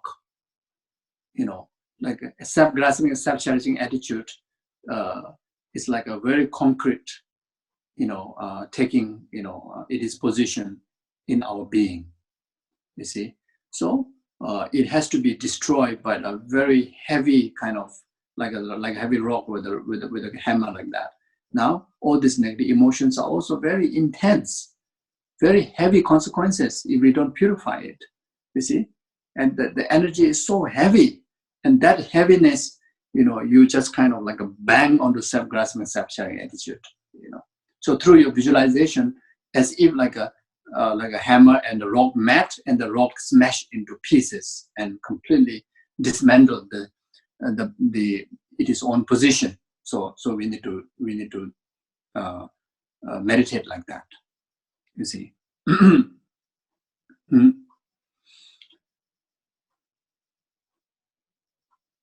Any form of diseases, any form of fear that we have, whenever it arises, just take on to the self-grasping and self-challenging attitude.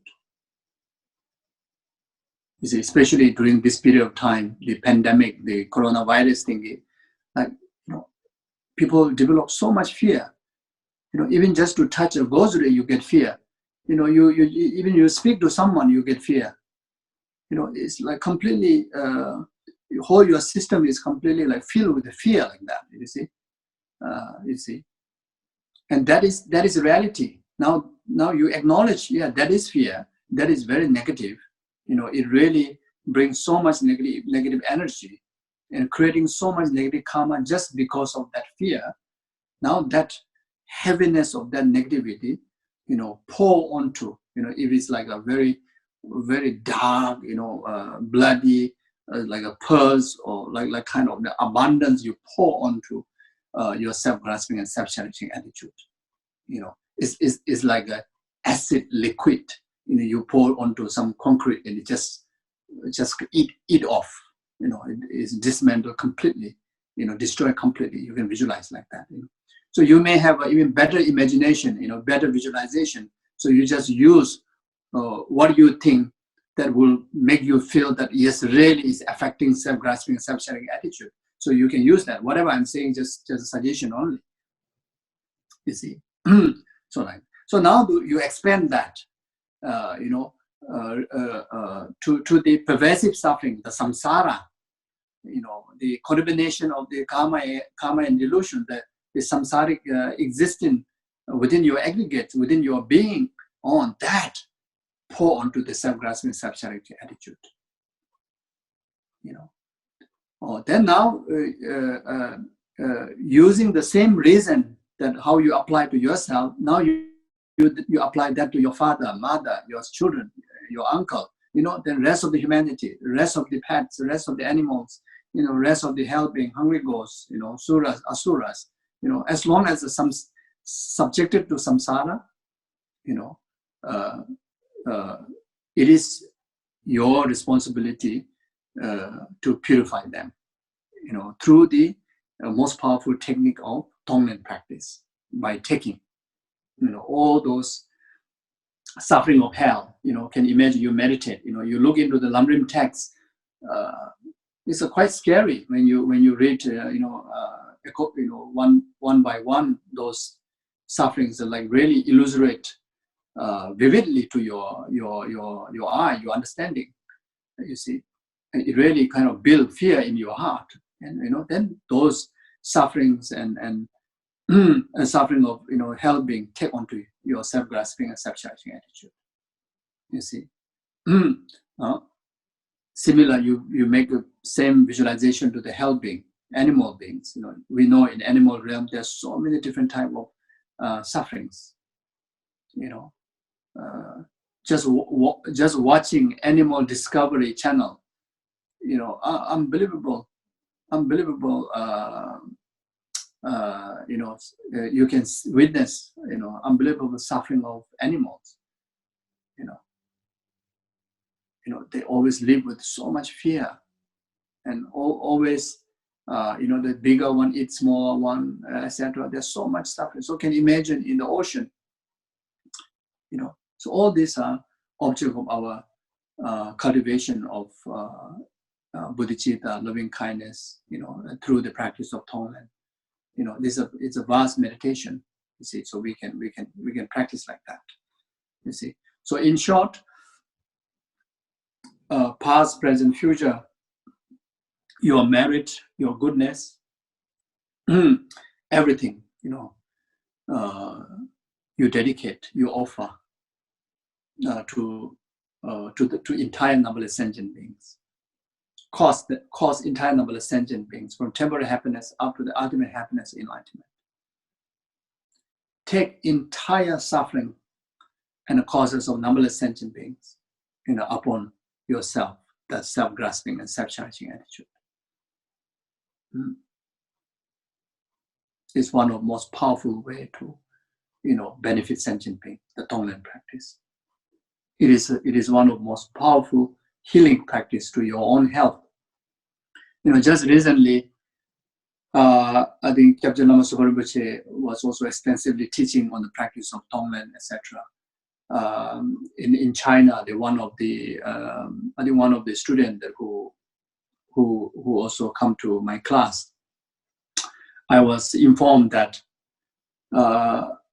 the student and the partner, I think both having the symptom of coronavirus and already very sick. So then,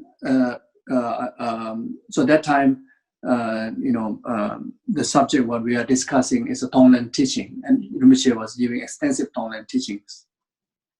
So So this couple, they applied the Tonglen practice, and within the next day, they see the cure. They recover. So by a few days' time, they are completely recovered. So this is just a very reason, and by practicing Tonglen meditation. So when we experience financial difficulty, do Tonglen. When we go through relationship problem, do Tonglen. When we go through health, physical health, mental health crisis, do Tonglen practice. See, there are hundreds and hundreds of factual examples, illustrated by past gurus, bodhisattvas, through Tonglen practice, and not only cure their diseases, not only cure their samsara, but they also, actualize full enlightenment, not just free from samsara alone, but they're able to, sweeten their journey towards the path to enlightenment. You see, many stories, many evidence, out there. You see, so the practice of Tonglen, here, as it said, I secretly take up on, secretly here, in the verse is mentioning. There's a few meanings. One is, it's very difficult to practice. It is very, very tough practice. That's why I call it secret. You see, it requires immense of courage, immense of merit, and also correct understanding. Because sometimes people say, do Tonglen practice, as if all the suffering, like cut and paste, you cut the suffering of others and paste onto your hand, paste onto your, if someone having cancer, then cut the cancer and paste onto your body. People thought like that. This is wrong understanding. You see, it doesn't work that way. It will not work that way. You see, and so so you need to know exactly what it means. It is about destroying the self-grasping and self-challenging attitude, because that is the root cause of why we suffer, why we have problems. All the problems are expression of self-grasping and self-challenging attitude. There's not even one problem in this world which is not an expression of self-grasping and self-challenging attitude. You see, so to destroy that, when you destroy that, you see, naturally you pacify the suffering of sentient being. When you destroy that, naturally the virtue increases. The virtue of both wisdom and method increases. You see, so the heart of the sentient being, either occupy half of self-grasping, self-cherishing, and the virtuous mind, or either completely occupied by the negative emotion, or either completely occupied by the positive emotion. You see, so therefore, the moment you start to do Tonglen practice, you not only clearing the space, but you naturally gather all the positive attitudes. So Tonglen practice is one of the most precious teaching. Therefore, even the earlier teachings is very much comes in the practice of Tonglen. All the earlier verses, the general averting negative emotions and the specific averting the negative emotions are, in fact, in the category of Tonglen practice. You give virtue and benefit of positivity to others by generating compassion and by taking purifications of those negative incidents and negative emotions. This is Tonglen practice. You see, so like that. Okay. So then the verse 8, may I keep all of these practices undefiled by the stain of 8 worldly concern, and by recognizing the emptiness and illusory nature of all existing things. May I be liberated from the bondage of attachment and mistaken view of reality. So, eight worldly concerns are gain, loss, pleasure, pain, praise, blame, fame, dishonor. So whatever practice that we discussed before, or in short, all the Mayanic Dharma or any Dharma practices, should be free from the eight worldly concern. Should do with the free from the bondage of attachment and mistaken view of reality. So then all the Dharma practices, including the practices of adverses, become cause of liberation, become cause of enlightenment, like that. So that's why, whenever we cultivate the conventional bodhicitta, take a moment either at the beginning or either at the end of cultivation of conventional bodhicitta, or while cultivating the conventional bodhicitta, alongside the way, if you also reflect on the ultimate nature of self and the attitude and the purpose that what you are generating this motivation, that way, then the practice will be free from the bondage of attachment and mistaken view. So you see, so in another way, you generate loving kindness, compassion on the basis of certain degree of understanding of selflessness or emptiness of self and phenomena.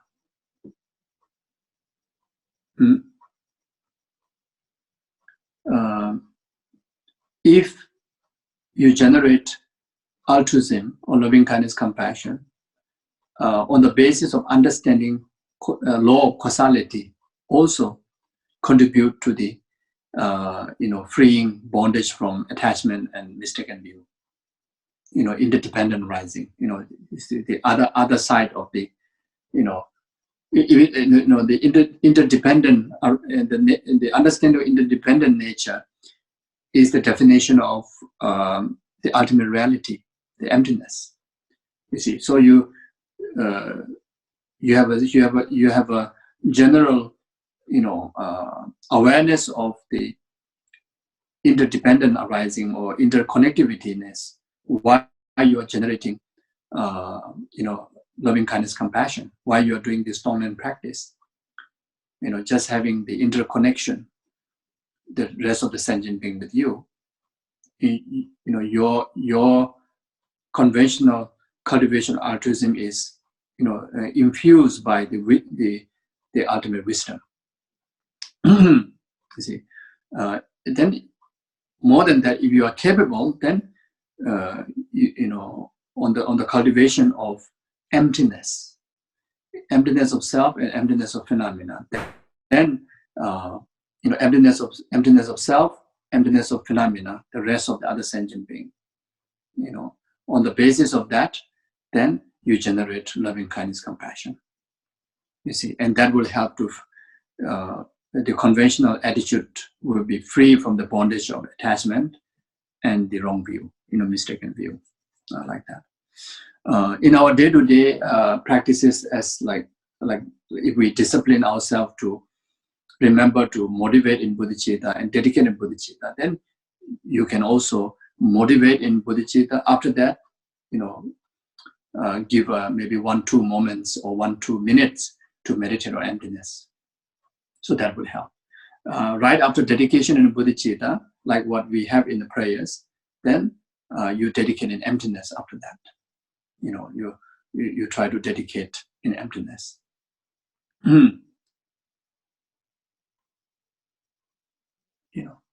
So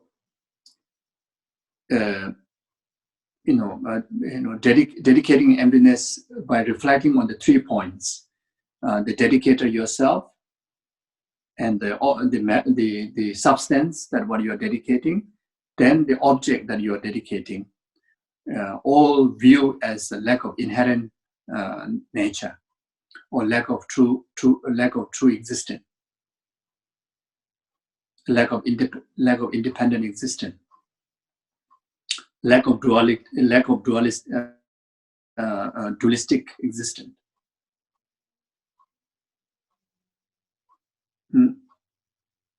Exists dependent on cause and condition. Exists, in a merely labeled by mind. Exists merely in the name. So, you understand this, and you're expressing this understanding, and you are, dedicating that merit into in emptiness, in the 3 points. So you can do like that. You see. Okay, so I conclude here. So the conclusion is that, having, in your best capability, in a certain degree of understanding, in the ultimate truth, using that as a like a backbone for you to generate purest state of altruistic attitude, loving kindness, compassion, bodhicitta.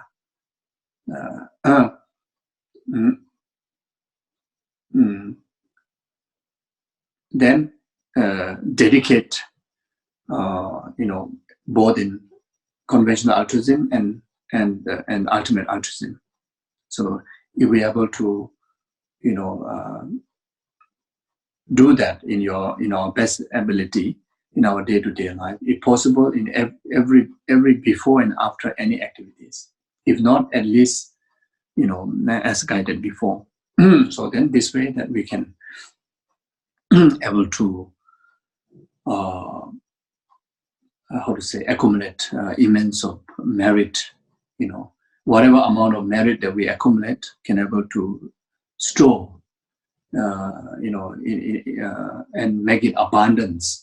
Otherwise, even though we dedicate and motivate and do the action with altruism, but there's no support of wisdom, of understanding of reality, absolute reality, then when the negative emotions arises, the merits what we accumulated may destroy it. You see.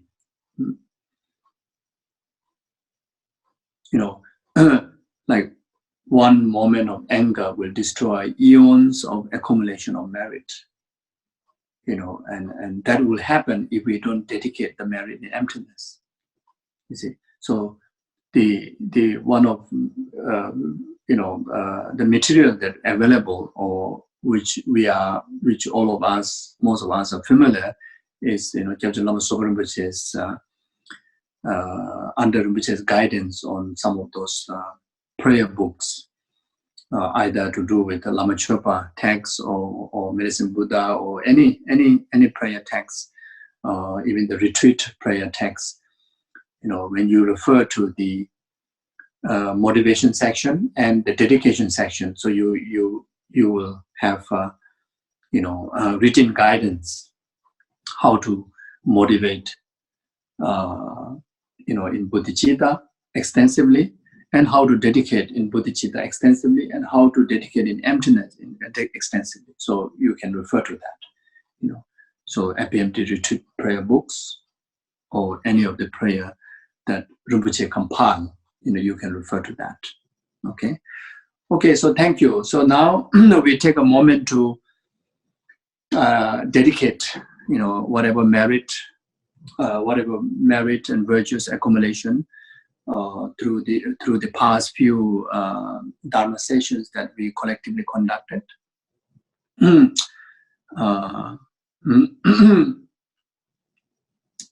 particularly any form of merit that we accumulate through going through one of the most precious teaching on adverses. Then, including our past, present, future virtues and merit, and also the merit of the past, present, future Buddhas, gurus, bodhisattvas, tathagatas, arahats, the compassionate human beings, so collectively all this merit be the complete cause for oneself and rest of the numberless sentient beings to purify samsara and entire its causes, the karma and delusion, and actualize from temporary happiness up to the ultimate happiness of enlightenment.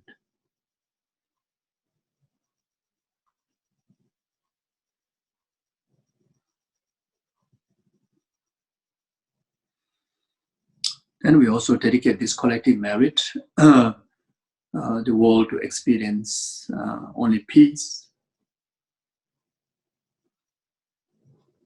and happiness, harmony, prosperity. And this collective merit be the cause for all the world leaders to actualize loving kindness, compassion, so that they're able to lead the people under their leadership with harmony, happiness, ethics, love, kindness, and compassion.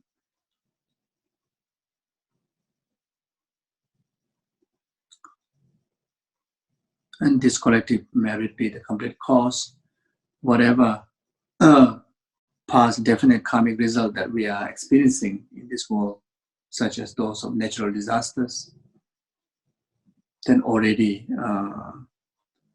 the war that is happening, famine that is happening, and diseases like such as coronavirus pandemic, and as well as there are so many other chronic diseases, epidemic diseases, whatever past definite karmic result that experiencing by sentient being be pacified swiftly.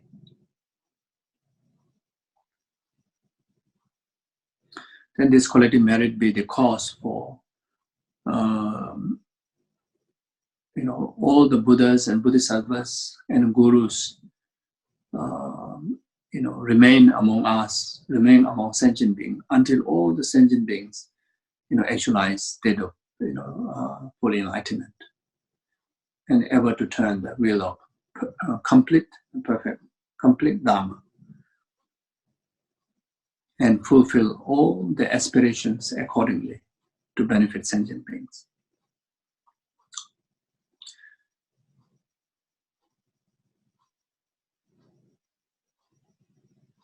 And this collective merit be the cause to all the diseased sentient beings, in particularly within last 49 days, humans, animals, whoever is going through the intermediate state, then this collective merit be the cause to purify, pacify all the hallucinational sufferings in the intermediate state. And in particularly those in the intermediate state who is subjected to be reborn in the three lower realms, may this collective merit of ours be the cause to purify them and divert them, playing this merit as a condition to cause their past meritorious karma to ripen and cause them to actualize higher rebirths, like precious human rebirth or pure land, and where they can enjoy, Dharma and able to be liberated within that lifetime.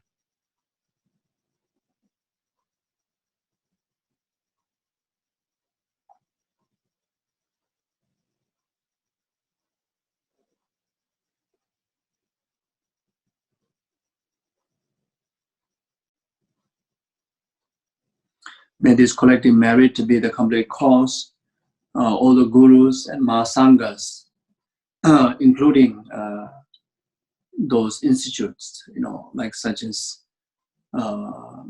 Sarah Devungandan, Tashilumbu, the two tantric great colleges, and many other shettas, where hundreds and thousands of mahasanghas,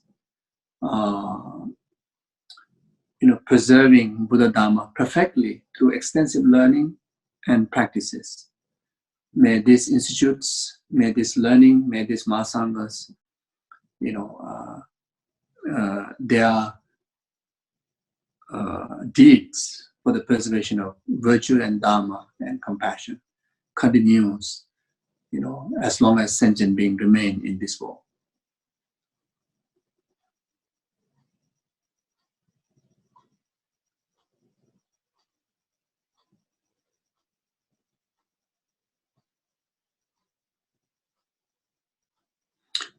Then finally, may this collective merit be the cause for each and every one of us here. This merit be the cause for us to have the courage, have the mindfulness, have the dedication, to be able to not only pledge, but to really, to have the mindfulness in our day-to-day life, to spend our rest of journey of life from this, all the way, all the future rebirths, conduct, or say, life to be spent and conduct like the Bodhisattva's conduct in our best ability. Like what Shantideva aspire, as long as sentient being remain, may I too to remain to dispel the suffering of the sentient being.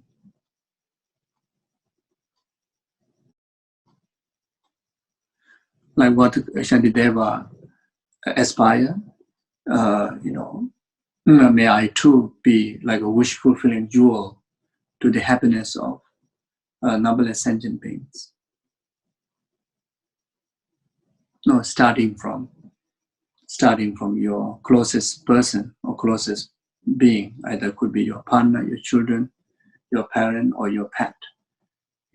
May I be like a wish-fulfilling jewel for their happiness, for their virtue.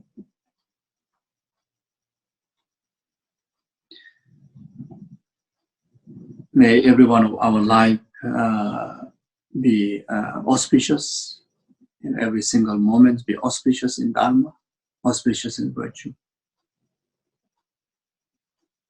Yeah, okay, so thank you. So thank you very, very much for your patience, for your concentration to understand my mumbling. Very difficult to understand me because I mumble and my readings also no good. My explanation also no good, upside down. But I have no worries because you have a perfect tool of wisdom to understand.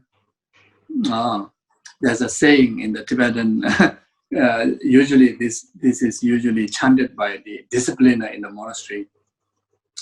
Whether I know how to say or not, but you have the right ear to listen, and you got it what I mean.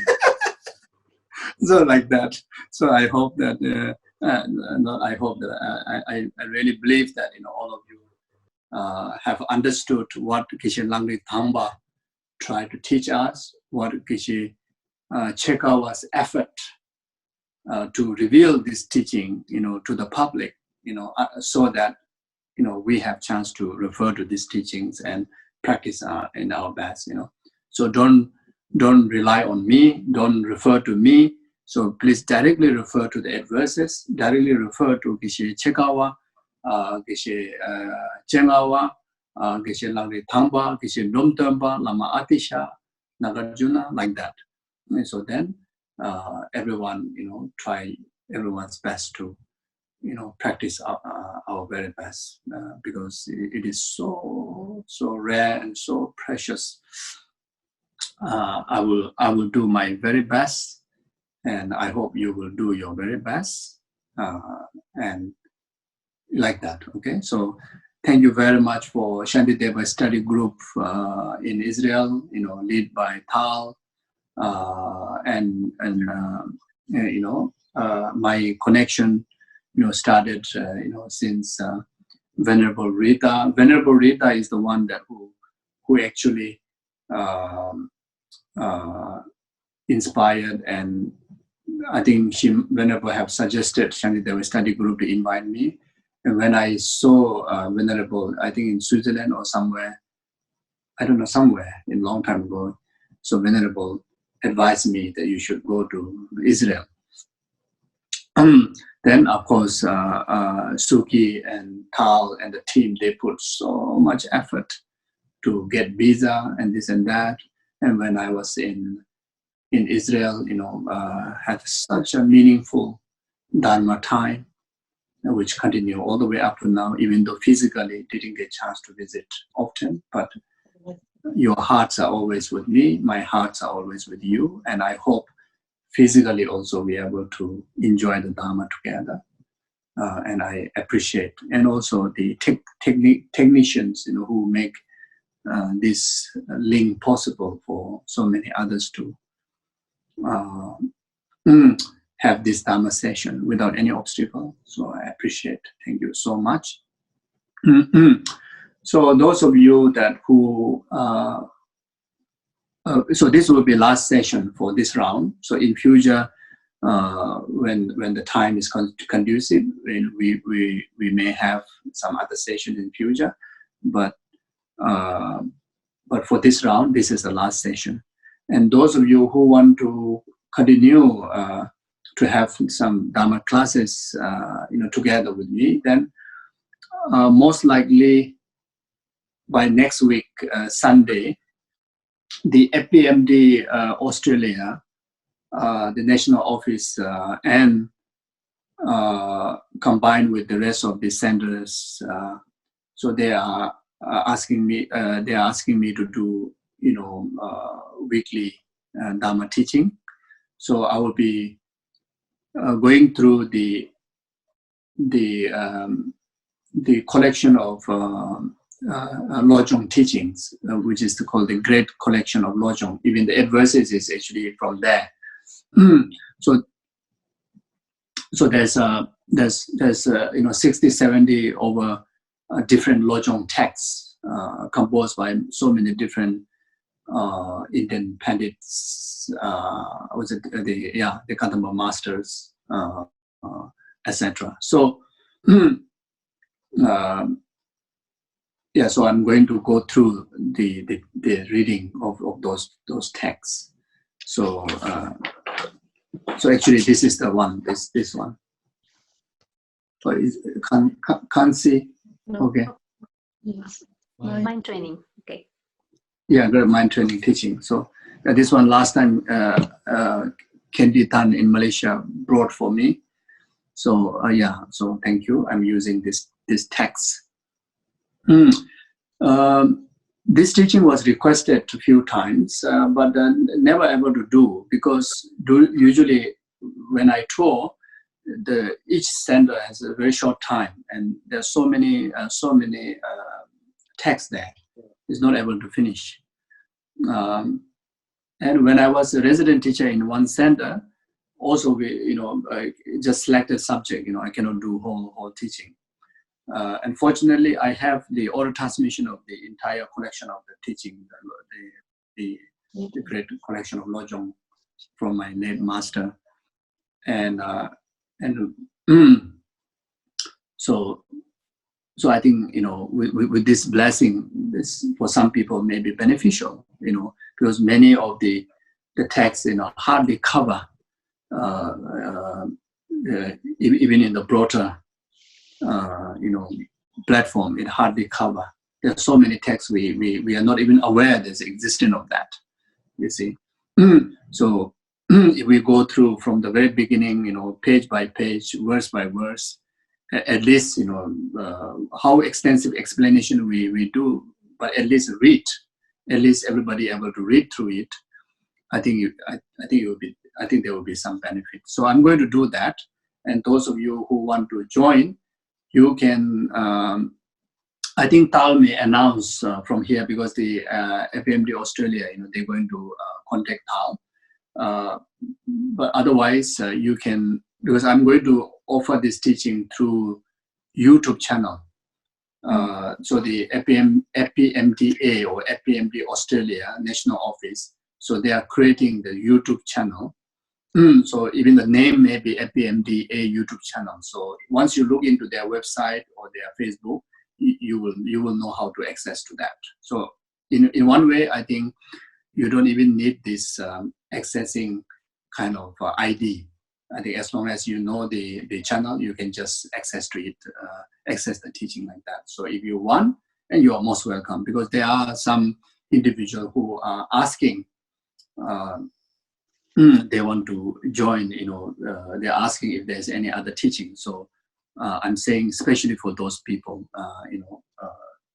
if you like to, okay? So like that. So thank you so much.